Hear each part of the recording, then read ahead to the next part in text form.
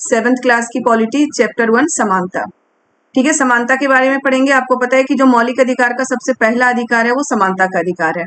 समानता के अधिकार का मतलब होता है कि पुलिस के सामने सभी व्यक्ति समान हैं, उनके साथ किसी भी तरह का भेदभाव नहीं किया जाएगा। जाति, धर्म, लिंग के आधार पर किसी के साथ किसी प्रकार का भेदभाव नहीं किया जाना, यही हमारे समानता है। ठीक है, देखिए क्या है, समानता लोकतंत्र की मुख्य विशेषता है और इसकी कार्यप्रणाली से के सभी पहलुओं को प्रभावित करती है। क्या है, समानता लोकतंत्र की मुख्य विशेषता है। सही मायने में लोकतंत्र तभी होगा जब पूरे देश में समानता का व्यवहार किया जाएगा। हर जाति, धर्म और समुदाय या फिर जो भी अमीर गरीब है सभी के साथ समानता का व्यवहार किया जाए, तभी लोकतंत्र सही मायने में हो सकता है किसी भी देश में। और जो लोकतंत्र की कार्य प्रणाली है उसकी सभी पहलुओं को प्रभावित करता है कौन सा, समानता का अधिकार। तो याद रखना है आपको। यहाँ पे एक स्टोरी दी गई है, छोटी छोटी, मैं पहले ही बता चुकी हूँ, ये क्वेश्चन भी आ चुका है कि जो हमारा पॉलिटी है उसमें केस स्टडी के जो चीजें ज्यादा होती है। हर चैप्टर में अभी आप देख चुके हैं, 6th क्लास की जितने भी चैप्टर थे सभी में केस स्टडी ही था, और इसमें भी केस स्टडी से ही बच्चों को पढ़ाया जाता है, यानी कि कोई ना कोई स्टोरी लिखकर बताकर बच्चों को समझाने की कोशिश की जाती है। ठीक है, सबसे पहले इसमें क्या दिया गया, देखिए, चुनाव के दिन कांता और उसकी दोस्त सुजाता वोट डालने की बारी का इंतजार कर रही थी। क्या था, चुनाव के टाइम का है कि कांता जो काम करने वाली है, दूसरों के घरों में काम करती है, वो अपने वोट डालने की बारी का इंतजार कर रही थी। वो क्या देखती है कि वो जिनके घर काम करती है, जैन सर और जैन मैडम, मतलब जिनके घर वो काम करती, जो उनके मालिक हैं, वो भी उसी कतार में खड़े हैं। देखिए कितनी अच्छी बात है, सुजाता, हम सब अपने देश के समान नागरिक के रूप में वोट डाल सकते हैं। जैन साहब भी हमारे साथ इसी लाइन में खड़े हैं। ठीक है, वो क्या देखते हैं कि जैन साहब जो है, जिनकी घर वो काम करती है, वो भी एक ही लाइन में खड़ी है। तो इससे क्या पता चलता है कि देश में समानता का अधिकार है। वोट डालने के समय ये नहीं हुआ है कि जो अमीर है वो आगे खड़े हो जाए, गरीब, मतलब वहां किसी भी तरह का भेदभाव नहीं किया गया है जाति, लिंग, धर्म और अमीरी गरीबी के आधार पर। उसके बाद क्या होता है कि वोट डालते समय हमारे ऊपर कोई प्रेशर नहीं होता है कि हम किसे वोट डाल रहे हैं, और वो बिल्कुल गुप्त होता है। हम किसी को मतलब कि कोई देखेगा भी नहीं उसमें कि हम किसे वोट डाल रहे हैं, अपनी मर्जी से किसी को भी वोट डाल सकते हैं। ठीक है, तो ये तो हमारा समानता का अधिकार है कि लोकतंत्र में समानता का अधिकार। और उसके बाद क्या होता है, एक जगह तो वो कांता देख रही है कि सबके साथ समान व्यवहार किया जा रहा है, वहीं दूसरी जगह क्या देख रही है कांता, घर पर उसकी बेटी बहुत बीमार है। ठीक है, जब वो घर पे आती है तो उसकी बेटी बहुत बीमार है, उसे फील होता है कि उसकी बेटी के बीमार होने का कारण क्या है। वो बार बार बीमार होती है, बीमार होने का कारण क्या है कि वो जहाँ पे रहती है वो बहुत ही गंदा एरिया है। ठीक है, आप हमेशा याद रखिएगा कि जीवन का अधिकार, जो हमें संविधान में जीवन का अधिकार दिया गया, उस जीवन के अधिकार में ये भी बात की गई है कि हमें स्वच्छ पानी और स्वच्छ वातावरण, स्वच्छ हवा का भी अधिकार है। ठीक है, अगर कोई गंदगी फैला रहा है तो वो हमारे अधिकारों का हनन है। स्वच्छ पानी, स्वच्छ वातावरण और स्वच्छ हवा का भी अधिकार है हमें जीवन के अधिकार में। तो कांता मतलब कांता को ध्यान जाता है कि उसके आसपास बहुत ज्यादा गंदगी है, साफ सफाई नहीं है, जिसके कारण उसकी बेटी हमेशा बीमार रहती है। और उसके बाद देखिए आगे की स्टोरी में थोड़ा सा आपको बता देती हूँ। कांता फिर जाती है हॉस्पिटल जहाँ काम करती है, उनसे एक्स्ट्रा पैसे लेती है, मतलब पहले ही पैसे मांग लेती है कि मुझे पहले ही अपने पैसे दे दे। फिर जब वो हॉस्पिटल जाती है तो लंबे लाइन में उसे खड़ा रहना पड़ता है। उसकी बेटी जो बीमार है वो बहुत परेशान हो जाती है, फिर भी उसे लंबे लाइन में खड़ा रहना पड़ता है वहां पे। और वही जो अमीर लोग हैं वो जाके आराम से अपना इलाज करवा लेते हैं एक्स्ट्रा पैसे देके। तो एक जगह तो कांता को समानता दिख रहा है, वहीं दूसरी जगह कांता को क्या दिख रहा है, अपने ही देश में लोकतंत्र में ही असमानता भी दिख रहा है कि यहाँ पे असमानता का व्यवहार भी किया गया है। चलिए यहाँ पे देखते हैं पहले हम क्या है, मताधिकार की समानता। मताधिकार में समानता क्या होता है कि जब हम वोट डालने जाते हैं वहां किसी भी जाति, धर्म, लिंग के आधार पर कोई भेदभाव नहीं किया जाता, सभी को वोट डालने का अधिकार है। जाति, धर्म, लिंग के आधार पर कोई भेदभाव नहीं किया जाता, सभी को वोट डालने का अधिकार है। और इसी को क्या कहते हैं, सार्वभौमिक वयस्क मताधिकार। ठीक है, इसी को हम क्या बोलते हैं, सार्वभौमिक वयस्क मताधिकार की जो भी वयस्क हो गया। सार्वभौमिक का मतलब होता है सभी को, वयस्क का मतलब होता है मेच्योर। ठीक है, तो जो भी मेच्योर हो चुका है, वयस्क हो गया है, यानी कि जो 18 साल या 18 साल से ज्यादा उम्र के जो भी स्त्री पुरुष किसी भी जाति, धर्म, लिंग के हो, वो वोट डाल सकते हैं, चाहे वो अमीर हो, गरीब हो, कुछ भी हो, सभी को वोट डालने का अधिकार है।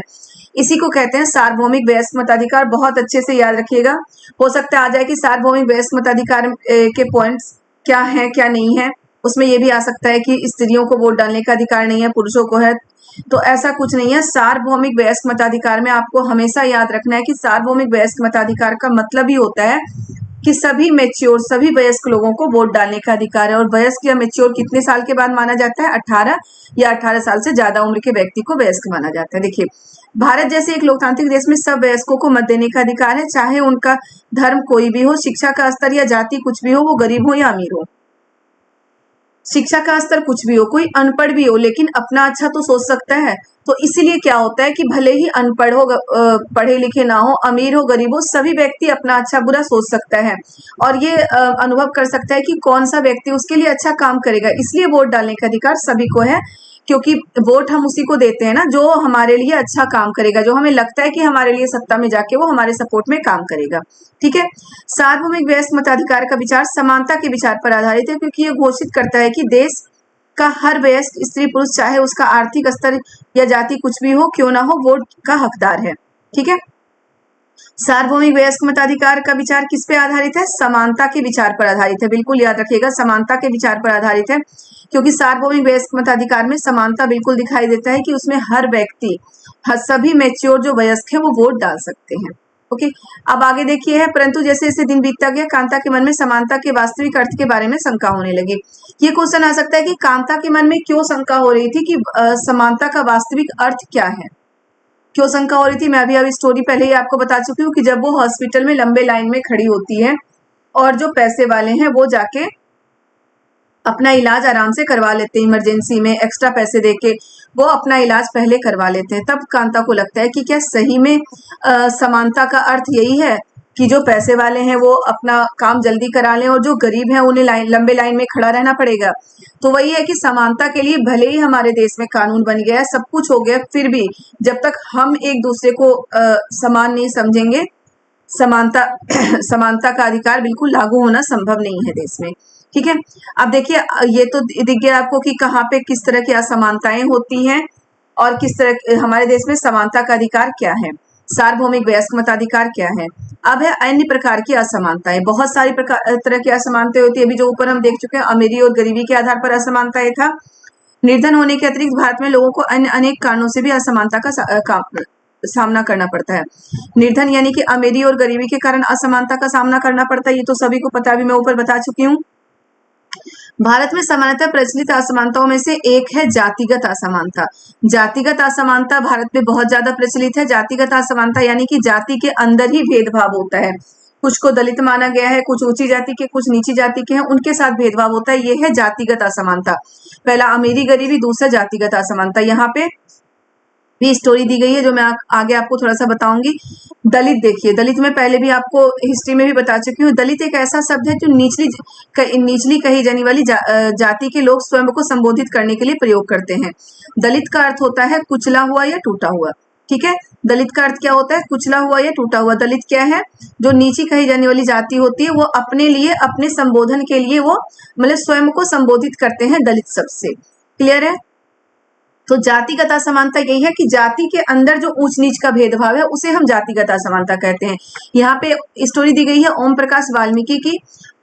सबसे पहले तो हमें ये याद रखना है कि ओम प्रकाश वाल्मीकि एक प्रसिद्ध लेखक थे और जो जूठन आत्मकथा है किसकी है? ओम प्रकाश वाल्मीकि की आत्मकथा है, उन्होंने लिखा था आत्मकथा जूठन। ठीक है, क्लियर है? जूठन आत्मकथा किसकी है? ओम प्रकाश वाल्मीकि की है। ओम प्रकाश वाल्मीकि एक दलित परिवार के थे, मतलब मान सकते हैं जातिगत असमानता को बहुत बड़े तरीके से झेला था उन्होंने। जब वो छोटे थे, स्कूल जाते थे, स्कूल में क्या होता था, उन्हें दूसरों से दूर बिठाया जाता था। सभी बच्चों के साथ वो नहीं बैठ सकते थे, सभी बच्चे और बच्चे के साथ नहीं बैठ सकते थे, उन्हें जमीन पे बिठाया जाता था। साथ ही क्या, अपने बैठने की जगह तक आते आते चटाई छोटी पड़ जाती थी, यानी कि उनके बैठने की जगह तक आते आते चटाई छोटी पड़ जाती थी, उन्हें जमीन पर बैठना पड़ता था। सभी बच्चों से दूर बिठाया जाता था। उसके साथ ही वहां से क्या होता था, उन्हें ब्लैक बोर्ड क्लियर नहीं दिखता था और साथ में क्या हुआ था कि उन्हें बिना कारण भी कभी कभी बहुत पीटते थे टीचर। और फिर पूरे ग्राउंड की सफाई करने के लिए उन्हें बोला गया था कि वो पूरे ग्राउंड की सफाई करेंगे। बहुत ही लंबा चौड़ा मैदान था और ओम प्रकाश वाल्मीकि उसमें बहुत छोटे थे, उन्हें वो बहुत ज्यादा लगता था। वो पूरे ग्राउंड की सफाई कर रहे थे और जो प्रिंसिपल है वो देखते थे, टीचर देखते थे, लेकिन कोई कुछ नहीं कह रहा था। और ये डेली हो रहा था, उन्हें पूरे ग्राउंड की सफाई करनी पड़ती थी, बस इसलिए क्योंकि वो दलित थे। ठीक है, और फिर एक बार उनके ये जो प्रक्रम है ये कब छूटा, जब उनके पापा वहां से जाते हुए ये देख लिए थे कि उनका मतलब कि उनका बच्चा पूरे ग्राउंड की सफाई कर रहा है। फिर उन्होंने टीचर को बोला कि आप टीचर हैं, मास्टर है, इसलिए मैं जा रहा हूँ, लेकिन मेरा बच्चा यहीं पढ़ेगा। ठीक है, तो ये तो स्टोरी थी ओम प्रकाश वाल्मीकि की कि इनके साथ ये असमानता क्यों हो रही थी, जातिगत असमानता। दूसरी कहानी देखिए क्या है। लोग ये कहते हैं ना कि शहरों में जातिगत असमानता नहीं होती, अब तो जातिगत असमानता नहीं के बराबर है, बहुत कम है, ये बहुत पुरानी स्टोरी है। ठीक है, अब जातिगत असमानता नहीं के बराबर है, कहीं नहीं कोई जातिगत असमानता करता, नहीं कर सकता है। ओके, अब दूसरी चीज इसमें यह है कि लोग भेदभाव करते हैं धर्म के आधार पर। ठीक है, और ये चीज आप बिल्कुल अपने दिमाग में मत बसाइएगा कि जातिगत असमानता अभी भी है, अब कहीं भी जातिगत असमानता नहीं है। ये स्टोरी कब की है देखिए, 1950 से दो मतलब कि 1950 यानी कि 1950 में ये मेच्योर हो चुके थे, एक लेखक बन चुके थे। उस समय सब कुछ खत्म हो चुका था, जब हमारे देश आजाद हुआ, उसके साथ ही जो संविधान बना है, संविधान में समानता का अधिकार दिया गया है, और जातिगत भेदभाव अगर कोई करता है तो उसके लिए सजा है, कानून में उसके लिए सजा है। ठीक है, तो ऐसा भेदभाव नहीं होता। लेकिन उसके बाद भी लोगों के मन में ये होता है कि शहरों में जातिगत असमानता नहीं होती, लेकिन गांव में है, तो ऐसा नहीं है, अगर है तो हर जगह है, वरना नहीं है। अब यहाँ पे दूसरी कहानी दी गई है कि धर्म के आधार पर असमानता किस प्रकार से होती है। तो यहाँ पे एक अंसारी दंपत्ति थे, ठीक है, वो किसी शहर में मकान ढूंढने के लिए जाते हैं, रेंट पे मकान ढूंढने के लिए जाते हैं। वो कई जगह जाके देखते हैं, उन्हें मकान पसंद भी आता है, लेकिन जैसे ही उनका नाम मकान मालिक को जैसे उनके नाम का पता चलता है, वो बहाने बनाने लगते हैं कि हम मांसाहारी लोगों को अपने घर में नहीं रखते।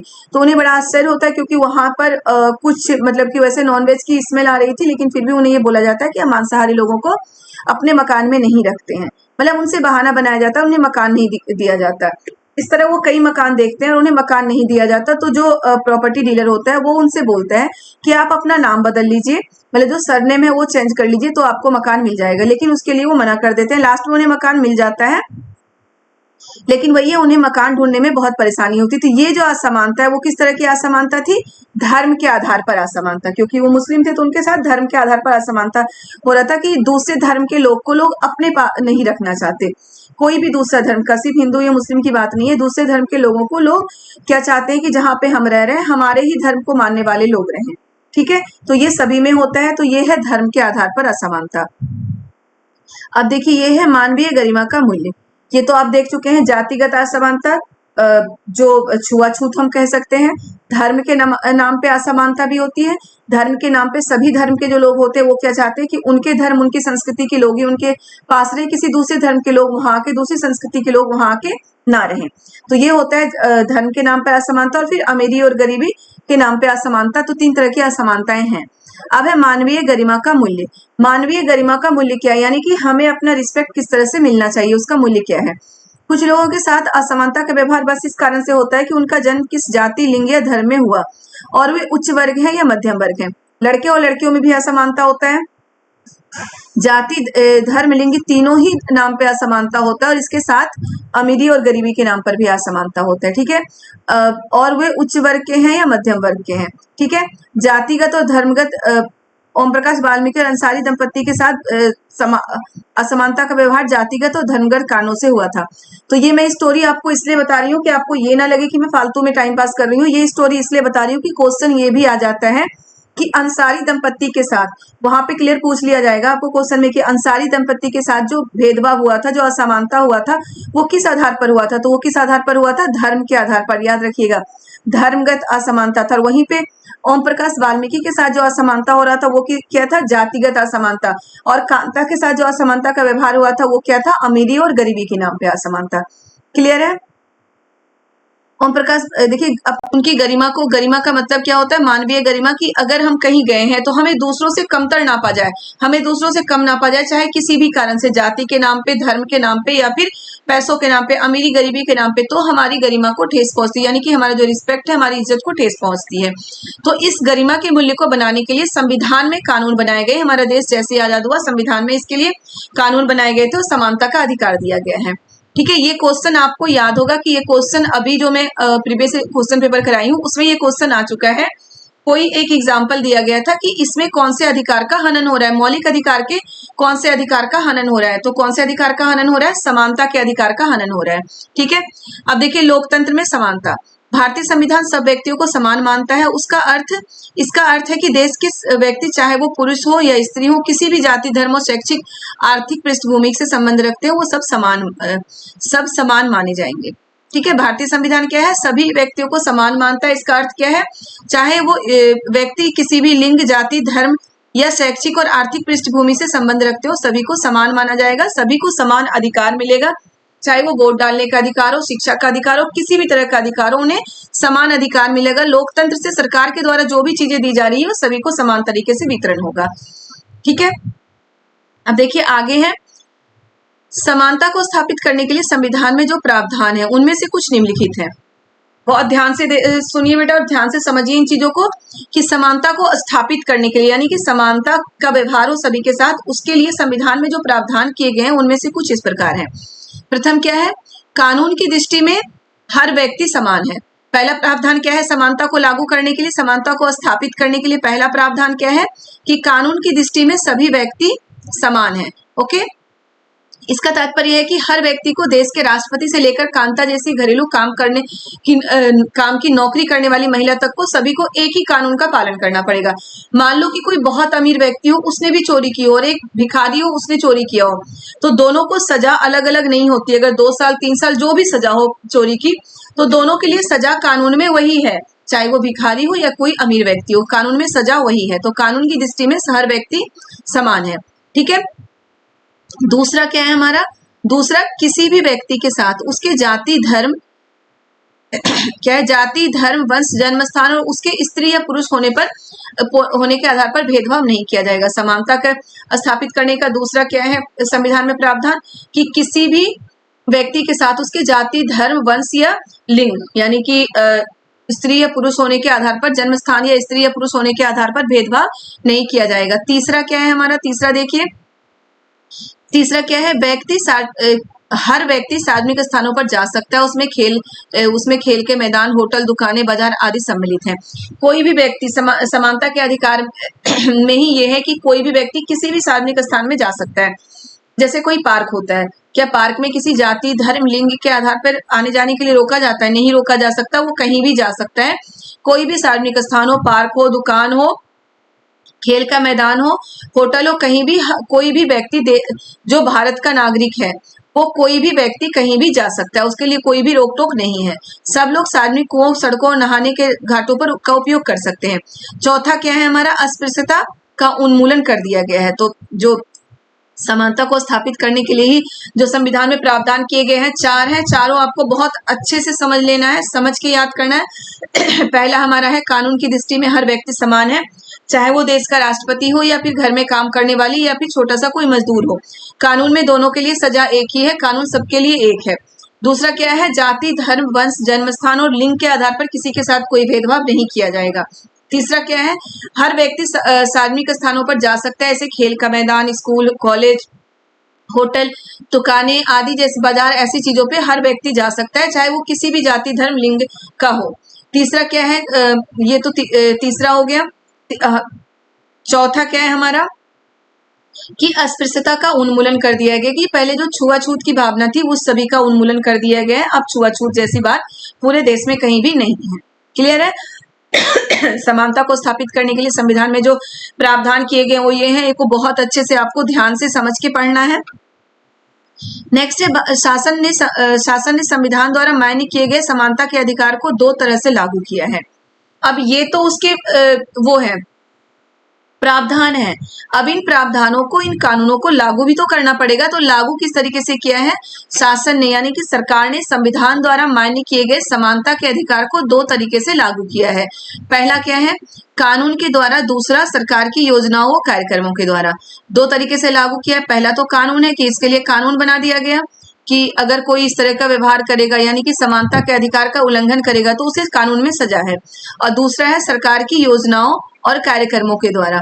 जैसे कि क्या होता है कि जो सुविधाहीन समाज है उन्हें मदद करके, आरक्षण देके, इस तरह की जो सरकार की योजनाएं होती है इसके द्वारा भी समानता के अधिकार को लागू किया जा रहा है। क्लियर है? अब आगे देखते हैं, इस दिशा में सरकार द्वारा उठाए गए कदम है।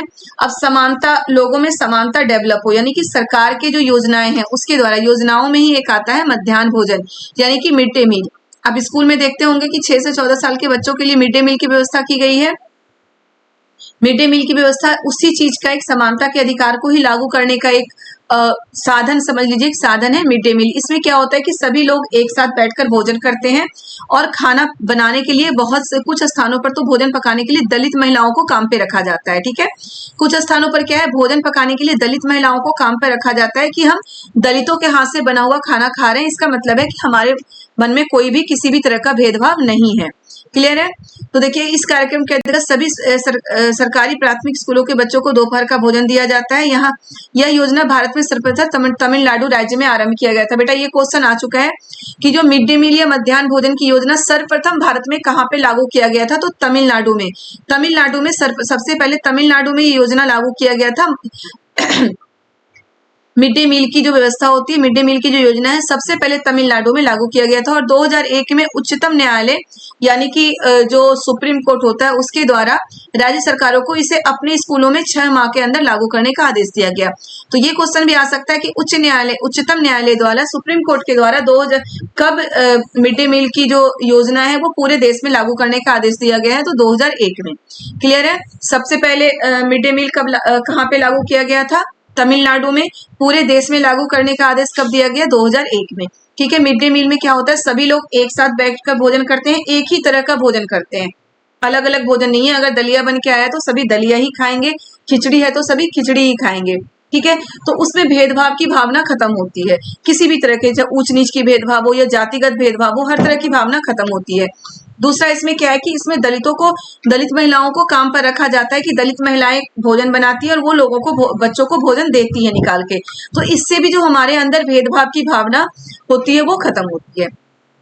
क्लियर है? चलिए आगे देखें। यद्यपि लोग यह जानते हैं कि भेदभाव का व्यवहार कानून के विरुद्ध है, फिर भी वो जाति, धर्म, अपंगता, आर्थिक स्थिति और महिला होने के आधार पर लोगों से असमानता का व्यवहार करते हैं। अभी भी ये बोला जाता है कि लोग बहुत अच्छे तरीके से जानते हैं कि भेदभाव करना कानूनन अपराध है, कानून के विरोध है। फिर भी क्या होता है कि लोग कहीं ना कहीं, हमें ऐसी चीजें देखने को मिलती है कि जाति, धर्म, लिंग, अपंगता और महिला और पुरुष के नाम पर भेदभाव किया जाता है। ठीक है, देखिए क्या है, 1950 के अंतिम दशक में अफ्रीकी अमेरिकनों को समान अधिकार दिलाने के लिए आंदोलन हुआ था। ये मैं पढ़ा चुकी हूँ कि अफ्रीकी अमेरिकनों को जो अधिकार दिलाने के लिए, एक अभी जो हम गुलामगिरी पुस्तक के बारे में पढ़ चुके थे, उसमें ये था कि गुलामगिरी पुस्तक जो लिखी गई थी वो किसके लिए लिखी गई थी, तो अफ्रीकी अमेरिकनों के लिए, मतलब कि वो आंदोलन में जो लोग भाग ले रहे थे उनके लिए ही ये पुस्तक लिखी गई थी। क्योंकि अमेरिका में जो अफ्रीकन लोग होते थे, वो अफ्रीकन लोग काले हैं, जो अमेरिका में अफ्रीकन लोग थे उनके साथ बहुत ज्यादा भेदभाव होता था। तो अफ्रीकी अमेरिकनों को समान अधिकार दिलाने के आंदोलन कब हुआ था? 1950 में। बिल्कुल याद रखिएगा, 1950 में ये आंदोलन हुआ था। अब देखिए आगे यहाँ रोजा पार्क के बारे में दिया गया। रोजा पार्क भी क्या थी? अफ्रीकी अमेरिकन थी, यानी कि अमेरिका में रहने वाली एक अफ्रीकन महिला थी। दिसंबर 1955 को दिन भर काम करके थक जाने के बाद मतलब वो बस में जा रही थी और वहां पे क्या था कि अगर कोई गोरा यानी कि कोई अमेरिकन आके खड़ा होता है तो जो अफ्रीकन लोग होते हैं उन्हें खड़े हो जाना होता था और उन्हें सीट देना होता था। रोजा पार्क ने सीट देने से मना कर दिया था। उस दिन इनके इनकार से अफ्रीकी अमेरिकन के साथ असमानता को लेकर एक विशाल आंदोलन आरंभ हुआ, जो नागरिक अधिकार आंदोलन, सिविल राइट्स मूवमेंट कहलाता है। तो ये भी आपको याद रखना है कि नागरिक अधिकार आंदोलन क्या है। तो नागरिक अधिकार आंदोलन अमेरिका में चला था। किसके लिए चला था? जो अफ्रीकी अमेरिकन के साथ भेदभाव किया जाता था उसके लिए नागरिक अधिकार आंदोलन चला था अमेरिका में। ठीक है, अब 1964 में 64 के नागरिक अधिकार अधिनियम ने नस्ल, धर्म और राष्ट्रीय मूल के आधार पर भेदभाव को निषेध कर दिया। बेटा इसमें जो भी दिया गया है, चाहे वो हिस्ट्री से रिलेटेड क्वेश्चन हो, जो भी हो, हमें पढ़ना है, क्योंकि मैं आपको पहले ही बोल चुकी हूँ कि एनसीईआरटी की बुक में कहीं से कुछ भी आता है, तो हमें एक एक चीज बहुत अच्छे से समझ के पढ़ना है। क्लियर हो गया होगा यहाँ तक आपका? अब देखिए संविधान के भारत के संविधान के अनुच्छेद 15 का बहुत इंपॉर्टेंट है, बिल्कुल याद रखना है आपको। संविधान का अनुच्छेद 15 सिर्फ सीटेट के लिए नहीं ये जो भी मैं पढ़ा रही हूँ आप हमेशा याद रखिएगा, सिर्फ सीटेट के लिए नहीं है, हर कंपटीशन की एग्जाम के लिए ये बहुत ही इंपॉर्टेंट है। जितना भी मैं पढ़ा रही हूँ एनसीईआरटी से ही आता है, 6 to 8 की एनसीईआरटी बेसिक चीजें हमारी क्लियर होती है। तो किसी भी कंपटीशन के एग्जाम में जाइए, यहाँ से आपके क्वेश्चन मिलेंगे ही मिलेंगे। आगे जैसे ही सीटेट होगा मैं आगे के एनसीईआरटी भी कराऊंगी आपको ऐसे ही अच्छे से समझाते हुए, ताकि आपका कोई कंपटीशन का एग्जाम, चाहे वो यूपीएससी दे रहे हो, बीपीएससी, कुछ भी कर रहे हो, उसमें आपको फायदा मिले। ठीक है, तो चलिए हम देखते हैं भारत के संविधान के अनुच्छेद 15 के अंश। अनुच्छेद 15 में क्या कहा गया है? धर्म, मूलवंश, जाति, लिंग या जन्म स्थान के आधार पर भेदभाव का प्रतिषेध। अनुच्छेद 15 में क्या है कि जन्म, मूलवंश, जाति, लिंग या जन्म स्थान के आधार पर भेदभाव नहीं किया जाएगा। ये सारी चीजें अनुच्छेद 15 में कही गई है। यही क्वेश्चन आपके अभी जो प्रीवियस ईयर के क्वेश्चन पेपर में करा रही थी उसमें था कि जो अस्पृश्यता का जो अंत किया गया है वो किस अनुच्छेद के आधार पर किया गया है? तो किस अनुच्छेद के आधार पर किया गया? अनुच्छेद 15, अनुच्छेद 15 के आधार पर ये किया गया है। ठीक है, तो अनुच्छेद 15 क्या है? वंश, मूल जाति, जाति, लिंग या जन्म स्थान के आधार पर भेद का प्रतिषेध, मतलब भेद का अंत। पहला इसमें क्या है? राज्य किसी नागरिक के विरुद्ध केवल धर्म, मूलवंश, जाति, लिंग, जन्मस्थान या इनमें से किसी के आधार पर कोई भेदभाव नहीं करेगा। यानी कि राज्य जो है किसी भी आधार पर जन्म, जाति, लिंग, जन्मस्थान या मतलब कि धर्म, वंश के आधार पर किसी भी तरह का भेदभाव राज्य नहीं करेगा।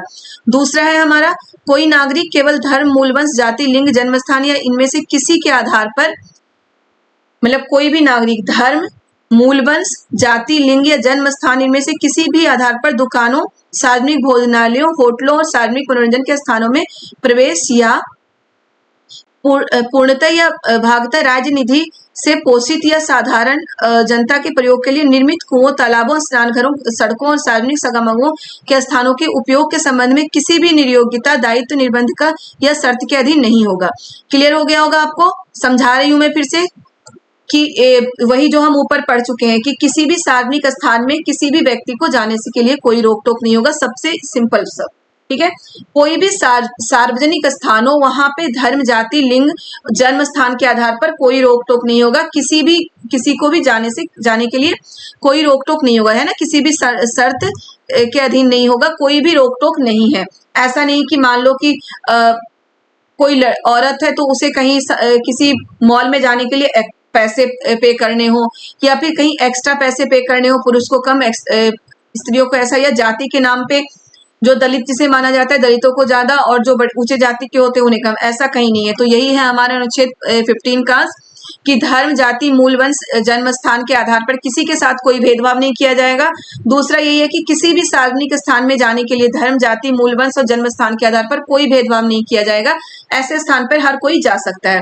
बहुत अच्छे से आपको याद रखना है क्योंकि इसमें से जो क्वेश्चन आया है, आप प्रीवियस ईयर के क्वेश्चन पेपर मेरा देख लें, अभी 16 में था या 18 में, जो भी प्रीवियस ईयर के क्वेश्चन पेपर अभी मैं कराई हूँ उसमें था।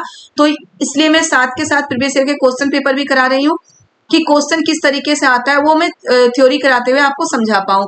और थ्योरी जरूर पढ़ना है कि मान लीजिए उसमें ये आ गया, अब जो आए अनुच्छेद 15 के अंश में भी कुछ और आ सकता है, थोड़ा सा घुमा के आ सकता है। तो आपको ये 2 पॉइंट है, 2 पॉइंट बहुत अच्छे से समझ लेना है। ये चैप्टर हो गया बेटा। चैप्टर में देखिए हमने क्या क्या किया, एक बार फिर से हम देख लेते हैं बस। कि सबसे पहले समानता के बारे में हमने देखा था ना कि समानता क्या होता है। समानता का अधिकार सरकार के द्वारा दिया गया। यहाँ पे क्या है कि कांता के बारे में दी गई है 2 स्टोरी। एक जगह तो उसके साथ समानता का व्यवहार हुआ, दूसरी जगह उसके साथ समानता का व्यवहार नहीं हुआ है, ठीक है। वोट डालने के समय उसके साथ समानता का व्यवहार हुआ है, जिसे कहते हैं सार्वभौमिक वयस्क मताधिकार। बिल्कुल याद रखना है सार्वभौमिक वयस्क मताधिकार क्या है। आगे हमने पढ़ा था किस किस तरीके से असमानताएं होती हैं। तो धर्म के आधार पर, जाति के आधार पर और अमीरी गरीबों और स्त्री और पुरुष के आधार पर असमानताएं होती हैं। यहाँ पर भी 2 स्टोरी दी गई है। स्टोरी भी आपको ध्यान रखना है, मैं बता चुकी हूँ आपको स्टोरी भी आपको ध्यान रखना है। किसके साथ किस तरह की असमानता की गई थी, ये भी क्वेश्चन आ सकता है। जैसे कि ओम प्रकाश वाल्मीकि के साथ किस तरह की असमानता की गई थी, तो जातिगत असमानता। क्लियर है। मानवीय गरिमा, यही चीज इसमें दिया गया था, किस तरह की असमानता की गई थी। भारतीय लोकतंत्र में समानता, यानी कि भारतीय लोकतंत्र में समानता क्या है कि किसी भी स्त्री, पुरुष, जाति, धर्म, शैक्षिक, आर्थिक पृष्ठभूमि के आधार पर किसी के साथ कोई भेदभाव नहीं होगा। यहाँ हमारे समानता को स्थापित करने के लिए संविधान में प्रावधान, 4 प्रावधान है। चारों बहुत अच्छे से समझ के जाना है, आपको समझ लेना है। 2 बार देखी वीडियो, 3 बार देखी, लेकिन चारों में समझा चुकी हूँ, बहुत अच्छे से आपको समझ लेना है। ठीक है, अब है कि सरकार संविधान के द्वारा किए गए समानता के अधिकार को किस तरह से लागू करती है। एक तो कानून के द्वारा, दूसरी सरकारी योजनाओं के द्वारा। उन्हीं सरकारी योजनाओं में एक योजना है मध्याह्न भोजन, ठीक है, यानी कि mid day meal. Mid day meal कहाँ पे सबसे पहले लागू हुआ था, कहाँ पे ये योजना आरंभ हुई थी, तो तमिलनाडु में।